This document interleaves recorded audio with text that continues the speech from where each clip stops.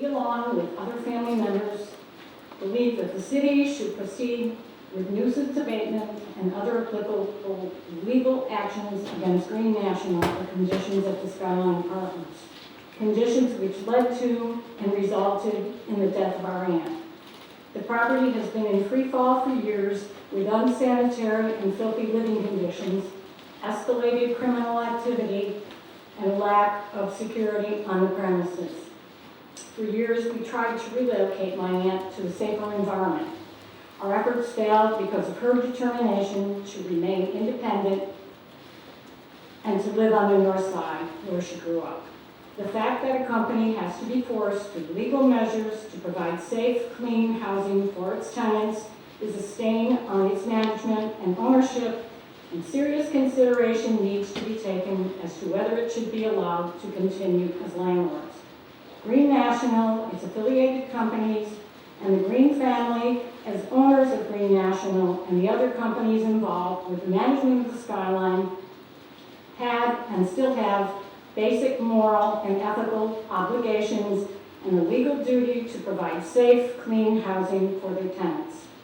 Given the mountains of evidence and documentation regarding the conditions of the Skyline, there can be no doubt that the Greens and their companies failed to satisfy those basic obligations and duties. The results have been tragic and horrific, including the murder of our aunt and other violent crimes against tenants and hundreds of tenants being forced to live their daily lives in a dangerous, poorly maintained, and unsanitary building. Nuisance is the operative legal term being used today, but that falls short of accurately describing the utterly deplorable conditions at the Skyline. In February, I went upstairs on my own to check the landing going up to the roof, the elevator shaft. There were 3 people stretched out on the floor, 9:30 in the morning, with a rug over them. I got them removed, I reported it to the office. A month after that, I had 2 males and 2 females on my floor from here to the desk behind you, carrying on for several hours. I opened up the door. At that point, they were from me to you. I said, "You got to knock it off. It's 10 minutes or 5. Just as I stepped back into my apartment, the 2 males rushed me, assaulted me, and robbed me at 10 minutes of 5 in the morning. And these were people that were coming from the same goddamn apartment that we've been reporting for over a year. And the apartment is still occupied, and they still have drug activity going in and out of the apartment."